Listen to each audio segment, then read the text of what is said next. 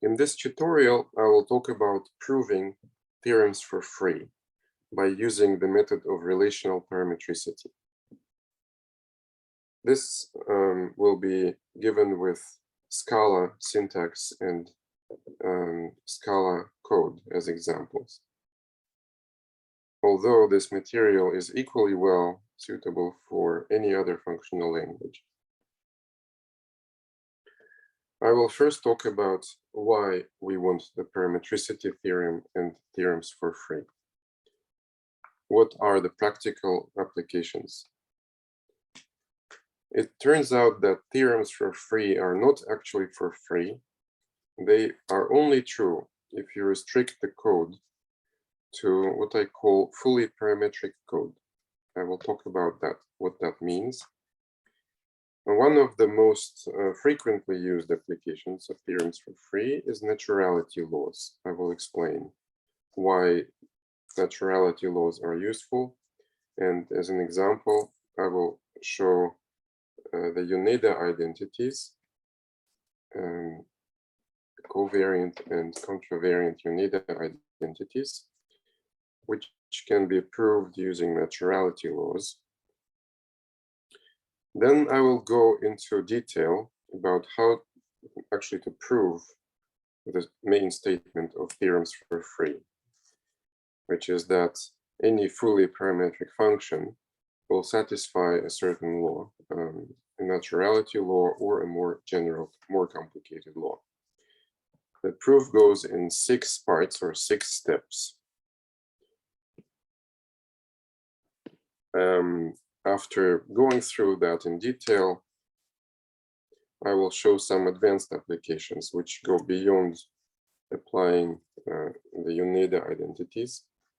And the main examples are going to be the Church encodings for recursive types and simplifying certain universally quantified types to which the Yoneda identities do not apply.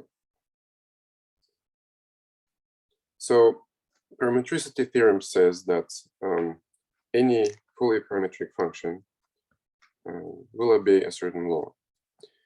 And in many cases, that law is naturality law. And naturality law holds for functions of the type signature of this kind, where you have a type constructor going to another type constructor, and this function is supposed to work in the same way for all type A. So type A is a type parameter, and we don't know anything about that type. It can be any type whatsoever. And the code of this function does not know what that type is and does not try to determine what that type is. So it's completely type agnostic. It works in the same way for all types. So that's programmer's expectation that this code should work in the same way for all types is translated into an equation, a law, which for this function that's very familiar to Scala programmers, the head option function.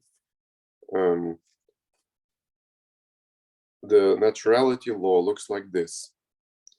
For any value x of type list of A, and for any function f of type A to B, you can first apply the head option and then you map with f, or you first map with f and then apply the head option. The results are always the same. Now, this naturality law means that the programmer can refactor code and replace this by this or vice versa. And it is guaranteed that the result will be the same. It's a refactoring that is guaranteed to be correct. So that is the practical usage of naturality law. Of course, naturality laws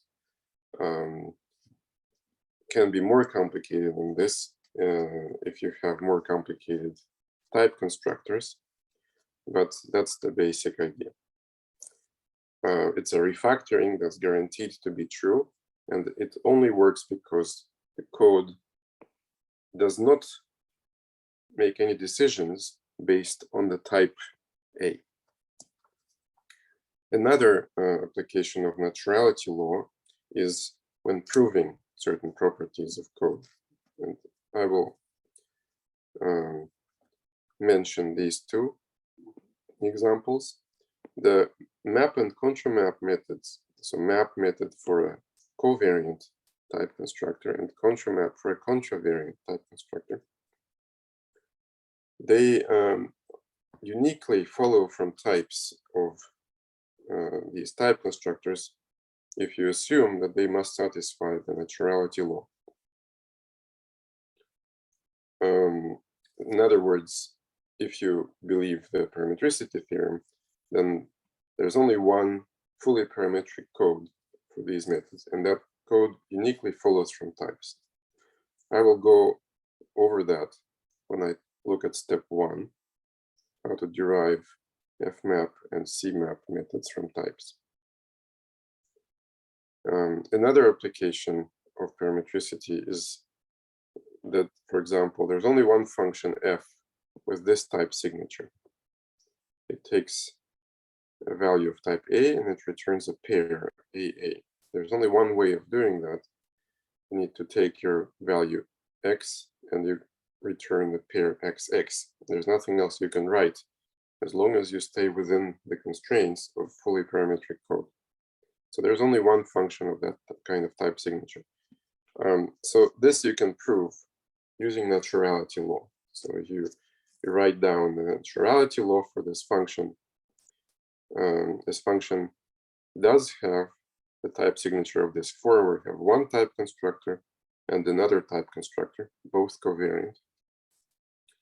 And so that satisfies a certain naturality law. And if you write that law with a specific function, you can prove that there's only one function f, and it must take the argument x and return the pair XX. There's nothing else you can do.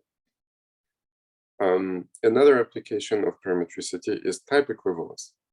So it's important to realize that parametricity is only useful when you have functions with type parameters. If you don't have functions with type parameters, you cannot really get any useful information out of the parametricity theorem. So, for example, a function like this, a method in some type class, has a type parameter, and that's important. Now, a lot of these functions with type parameters can be simplified or can be shown to be equivalent to simpler functions with type parameters. And here's an example. A pure method is equivalent to just the value of this type, f of union, where f is assumed to be covariant. In Scala 3, there is a shorter notation for type of functions that are parameterized by type. And so I will be using this notation in this tutorial, just to be shorter. So here's an example. This type, it's a parameter. So for all types A, there's this function. It's actually equivalent to just a list of values of type R. It's not obvious why, but this is what is called a church encoding of the list type. The list type is recursive, but the church encoding does not look like it's recursive. It's just a type with some type parameter. And that's an interesting functionality, that you can encode recursive types. You can replace recursive types by types that don't look like they're recursive, but this is equivalent.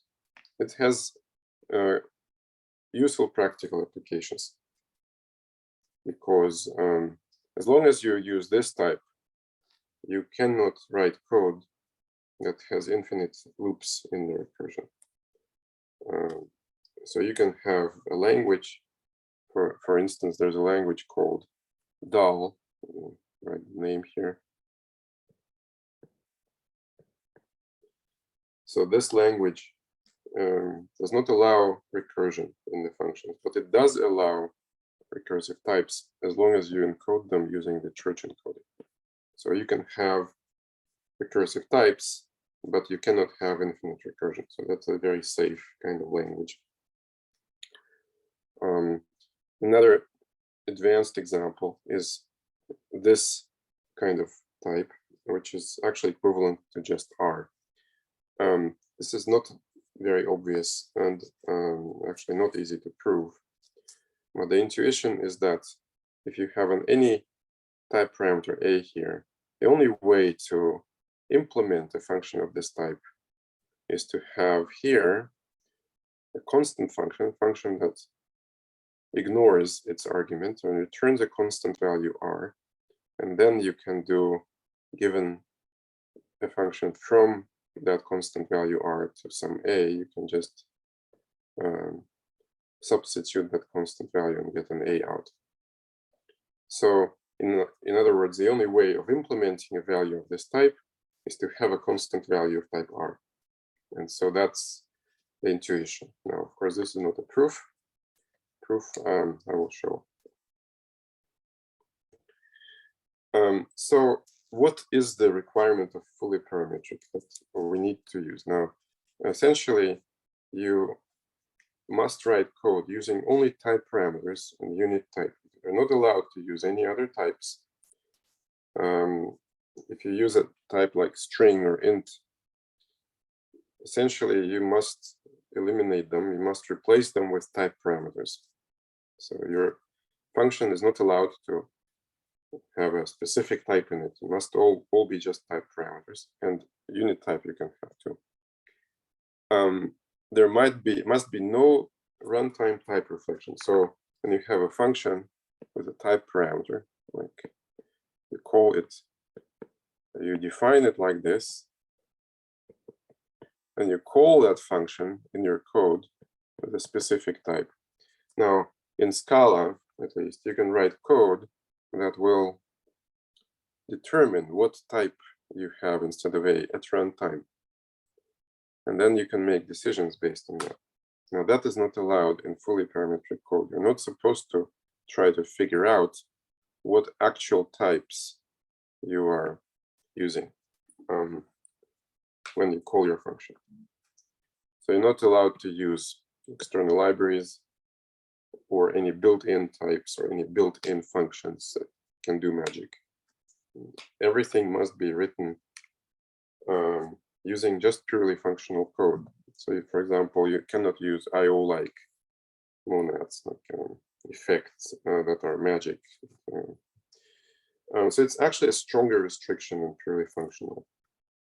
And this forces you to use a specific subset of a programming language, which is usually a certain flavor of type lambda calculus.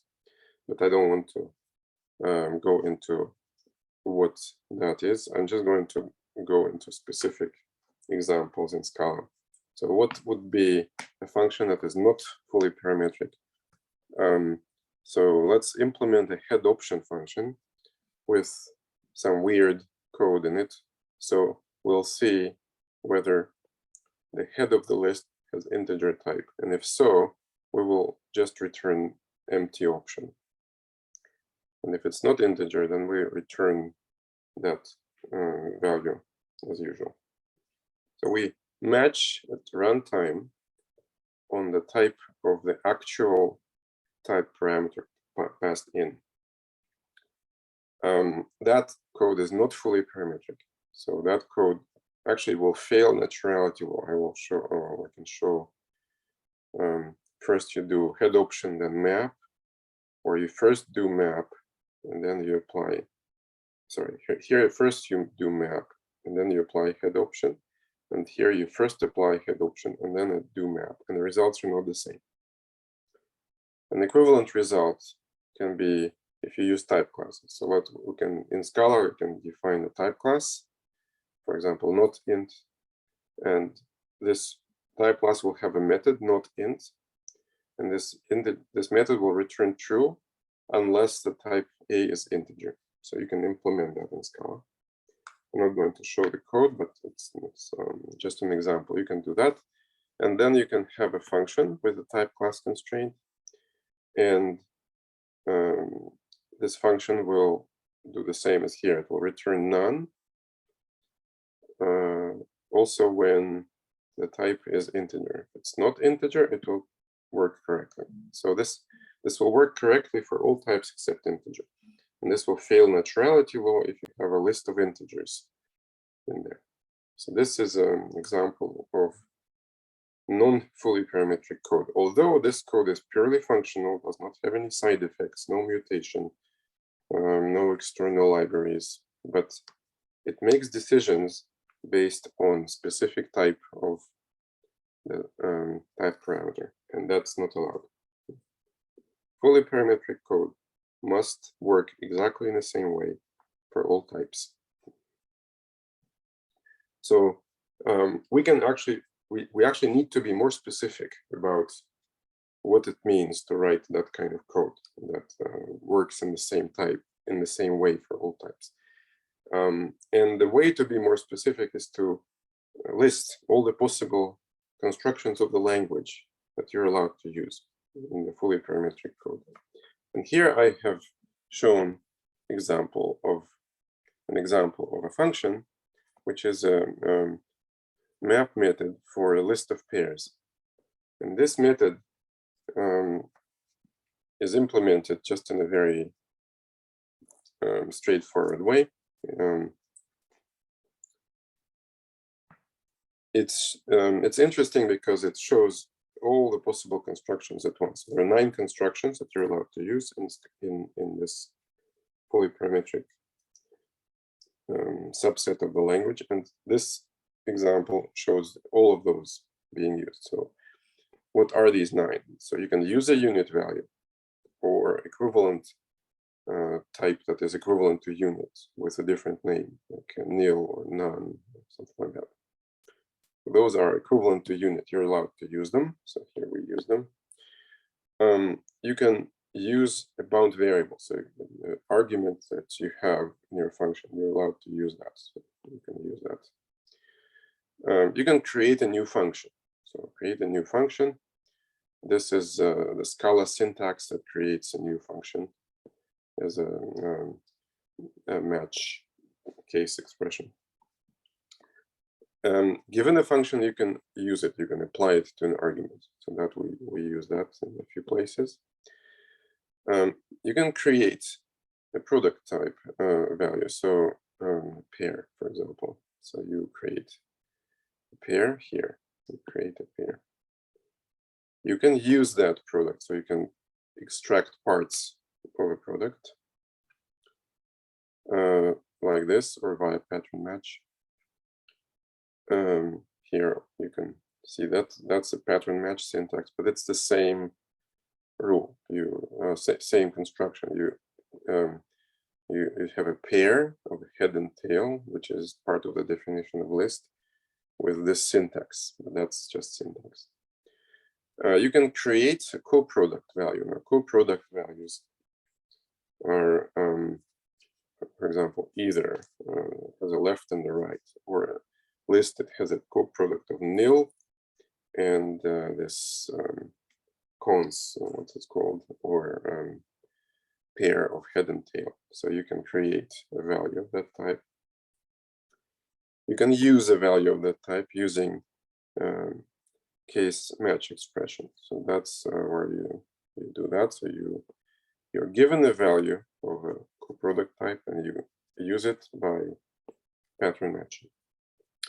Finally, you're allowed to use a recursive call. So you can call this function that you're defining inside its own code. So that's allowed in our language. So that's an example of a sublanguage. So this defines a certain sublanguage of Scala. And if you write code using just these constructions, then your code will be fully parametric. Now, so I explained what fully parametric is. Now let me go into detail about naturality law. So a naturality law is one of the easiest and most frequently used laws that come from parametricity.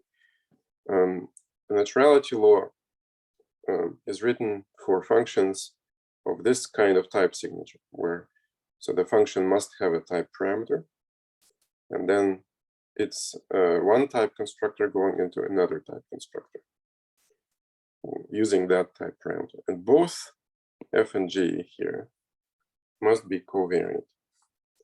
And then you can have a map method for them. So you have a map method for f and map method for g. And then you say, so you can apply this transformation t before applying map. So you start with some value of this type, you apply this t, you get the value of this type, then you apply map, you get the value of this type for any function of type a to b. Or you can first apply map, but you apply map for f, and then you get f of b, and then you apply the transformation with the type parameter b. The result is again the value of type g of b, and starting from the same value here, you must get the same results here. So that is the equation that you write. For example, this kind of equation is of the same sort, same form. So you write the equation that t followed by map is the same as map followed by t, but with different type parameters. And these are different map methods. This is a map method for f, and this is a map method for g. So that example we have seen where f is list, g is option, t is head option, and then this is the equation. So similarly, if both f and g are contravariant, then you should use the contramap methods of them, and you also formulate a similar law. I will not give the details. Now, there's one very important aspect here, which is not obvious. Namely, we have assumed that there is some code for map for f and some other code of map for g. We have assumed that we know what that code is, but do we? What is that code? If I give you some f of a, what is that code? Is that unique? We don't know in advance. That needs to be understood. So that's the question we will be answering in this tutorial. We'll instead of a map method, we'll be using the fmap function, which is similar. It's equivalent, except that it has a flipped order of arguments, and it's a function that's easier to reason about in derivations and proofs. It's not very convenient to use in code. In code, it's much easier to write like this in Scala. But in proofs and derivations, it's easier to use this. So let me show you an example of how I would use a naturality law to prove things. And the example is the Yoneda identities. And the Yoneda identities, in the general form, look like this. So you have any covariant type constructor, f of a. And then you have the type of functions with type parameter a of this type signature. Now, this is a very strange looking type signature, maybe. Doesn't look like it's clear what this function is doing, but that is a very general form of an identity. So a specific f, you can have a lot of different applications I will show. So this is one type of functions, and they have to be constrained by the naturality law. So you only consider functions p that satisfy this naturality law. And this naturality law is just a naturality law for a function of this type signature. If you say this is a type constructor, its map method needs to be understood what that is, and it's just appending with f, the map method of this. So this is actually the map method of this type constructor applied to f. And this is the map method of the F type constructor applied to P. So it turns out that the type of these functions that satisfy the naturality law is equivalent to just values of type f of r. So the type f of r is equivalent to the type for all a blah, blah, blah, satisfying naturality law. So it's a type equivalence. And it's not obvious at all why that should be. I mean, one intuition is that if you have this kind of function, the only way you can implement this kind of function is if you take this R to A and apply this to a value of type f of r with map. So you take a value of type f of r, which you have somewhere, and you map it with this R to A, and you get a value of type f of A. And this is the only way that you can implement this kind of function that should work for all types A at once. So the only way you can implement that is if you already have a value of type f of r somewhere, you hold on to that value, and for each value of type f of r, you can implement this. It's just a map function.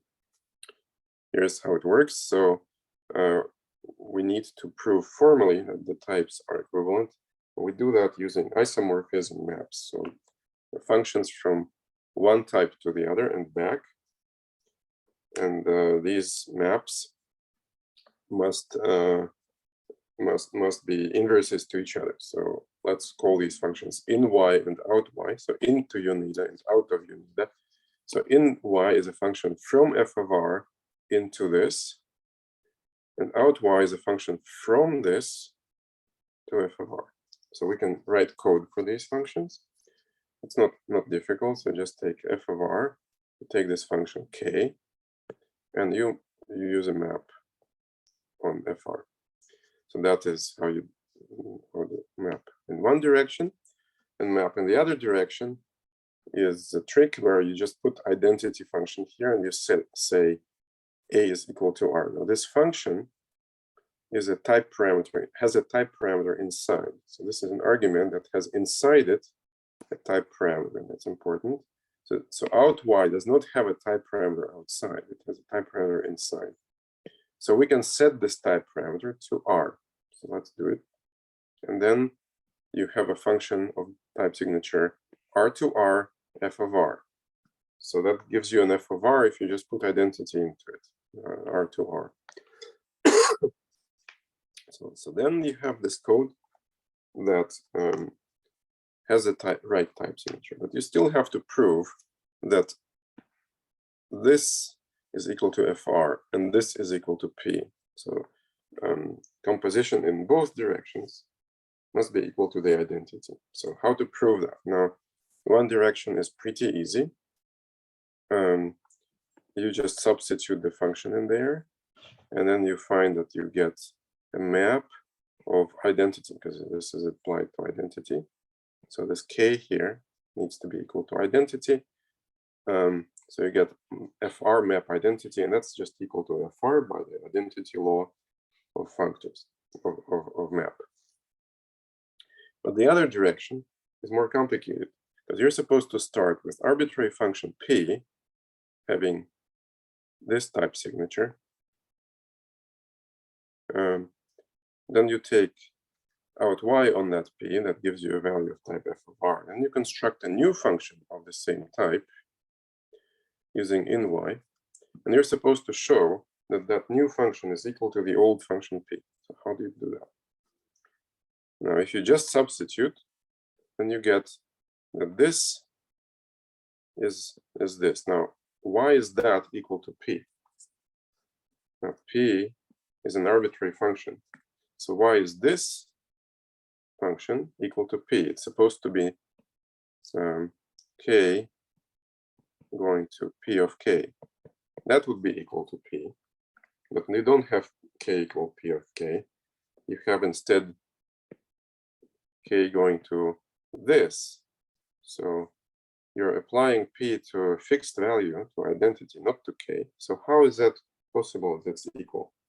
The only way it's equal is because of the naturality law of p. So p must satisfy the naturality law, which is this law. And if you put the identity function instead of k into that law, then you have this.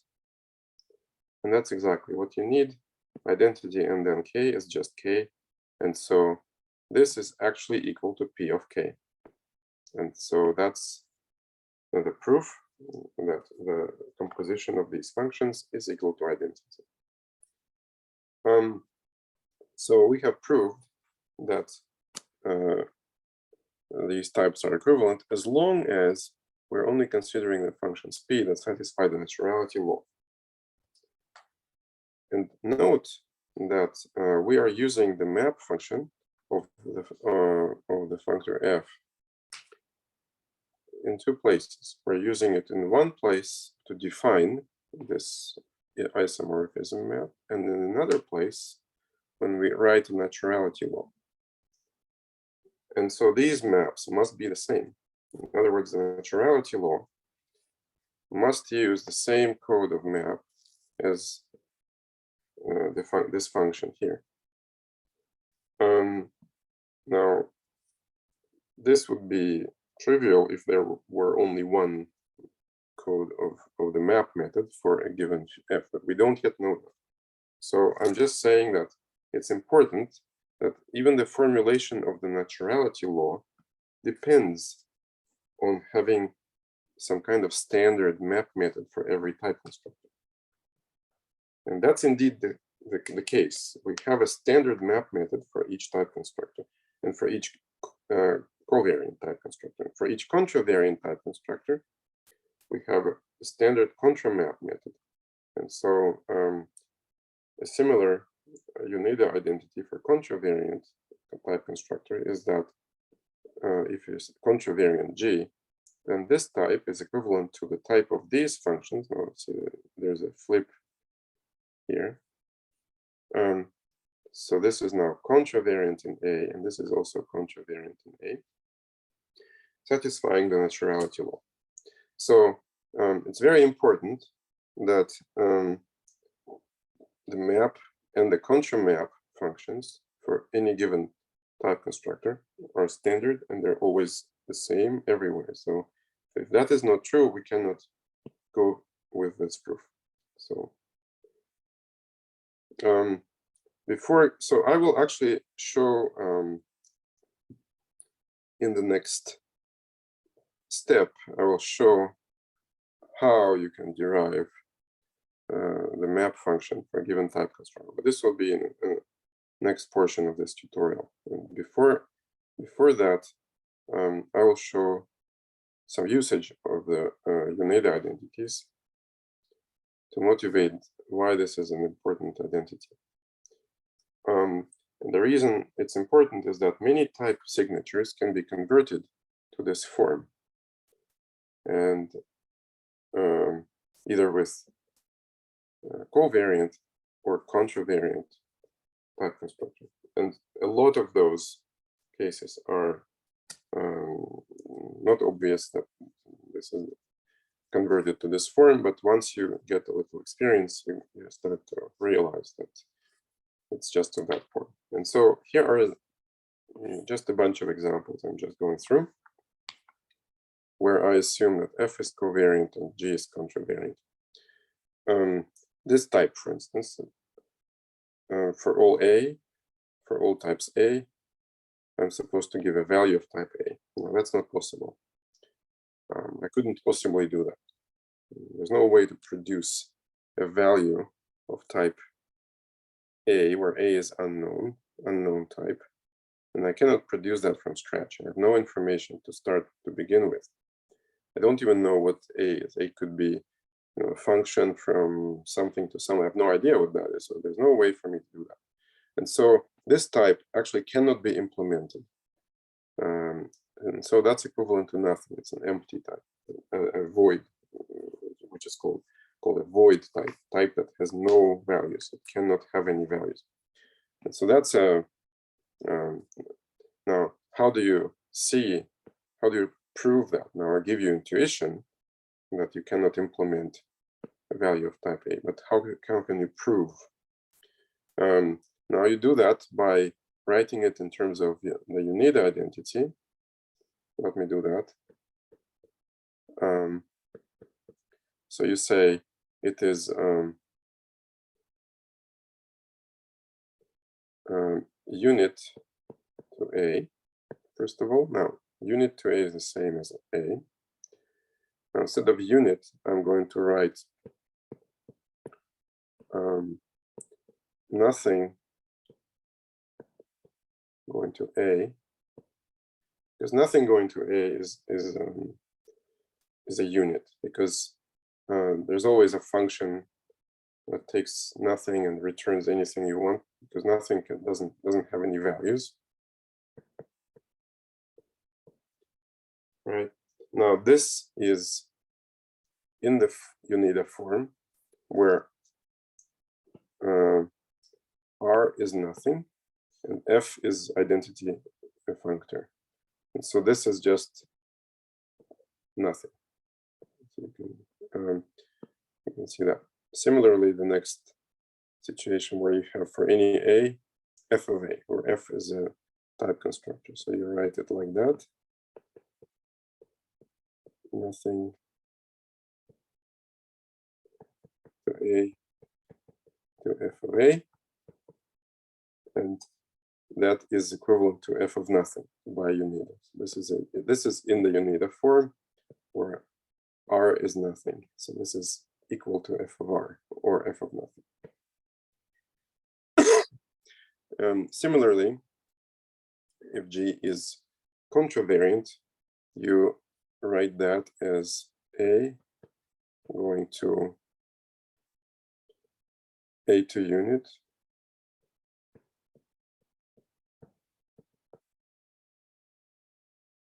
to G of A. And then this is in the contravariant Yoneda form where R is unit. So this that is equivalent to G of R or G of unit. This one is a function from A to A. Now there's only one such function, the identity function, because you cannot take a value of unknown type A and do anything with it. You have to return the same value. But that's just intuition. In order to prove that rigorously, you use the Yoneda identity and you write it like this. Unit going to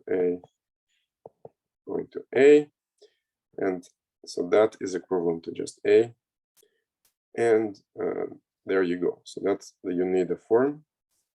This is an identity functor. So this is just identity functor of unit, and that's equal to unit. Similarly here,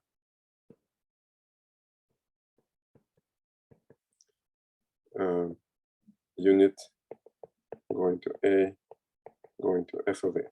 So this is a Yoneda form where R is equal to unit.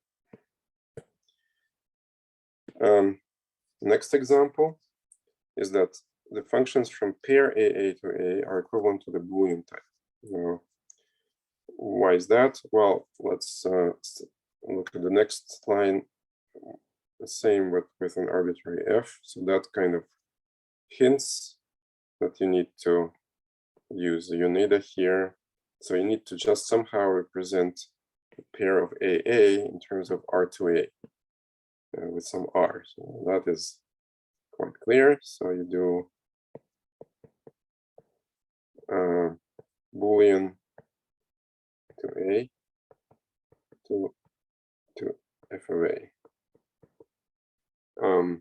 Clearly, Boolean functions from Boolean to A is the same as pair AA, because you have function from Boolean to A is specified by telling what is the result on false and what is the result on true, just a pair of two values of type A. So, and then there are some less trivial examples where this is just equivalent to Q to P, because you take this, you say this is F of A, And so then the result is f of p, which is that.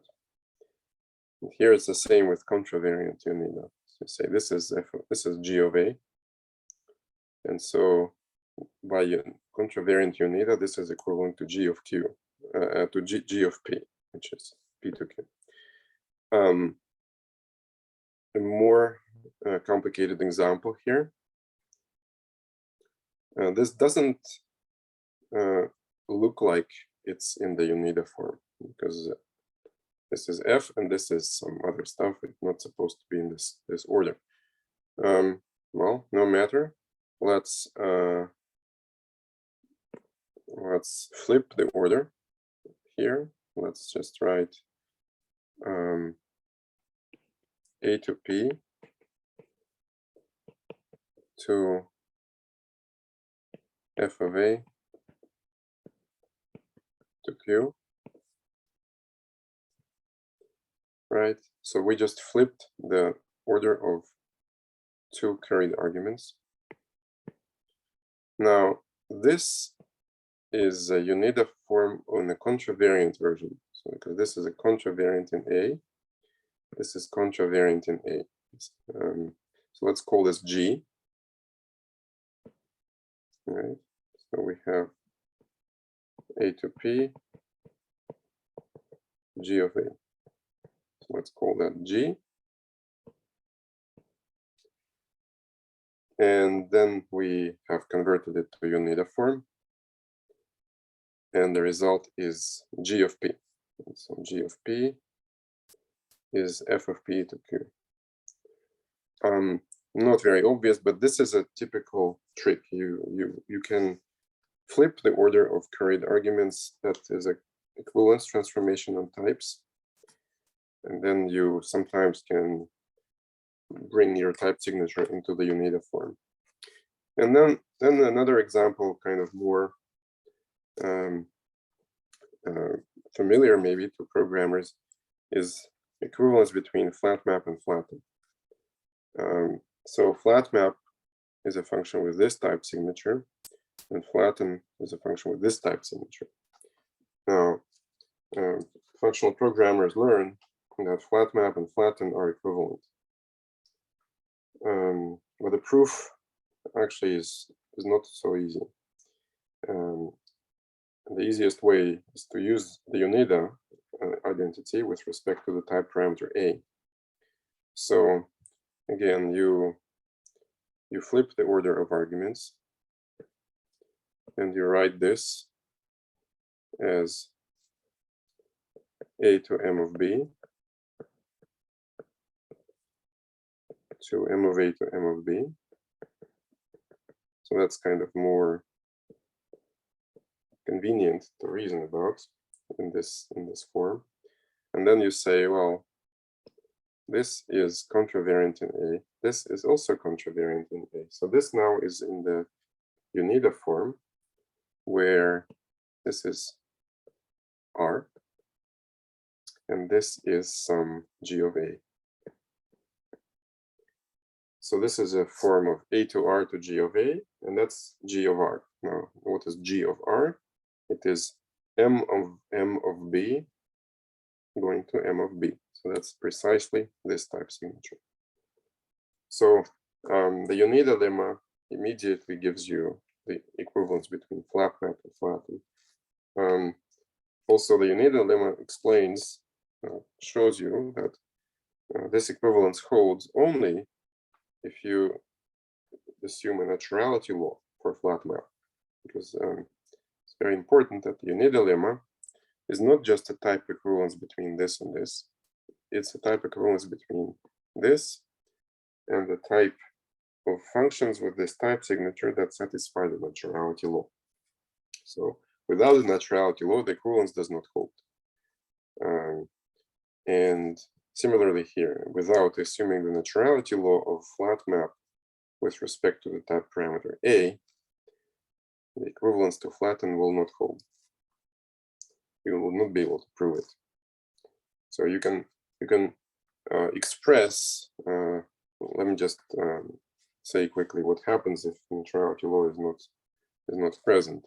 you can express one type through the other and back using these functions. But these functions will no longer be inverses of each other. You can take some p, you take out of it, you take in of it, you don't get the same p that you started with. You get a different p. So that will not be an isomorphism. And similarly, if you somehow implemented a flat map that did not satisfy the naturality law with respect to A, then you go from flat map to flatten and back to flat map, and you get a different flat map. So that's not going to be an equivalence.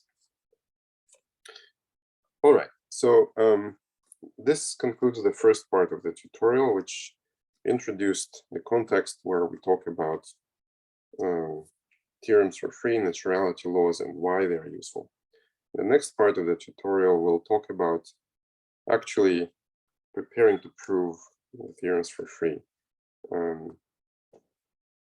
which is answering the question of what is the F map function for a given type constructor F.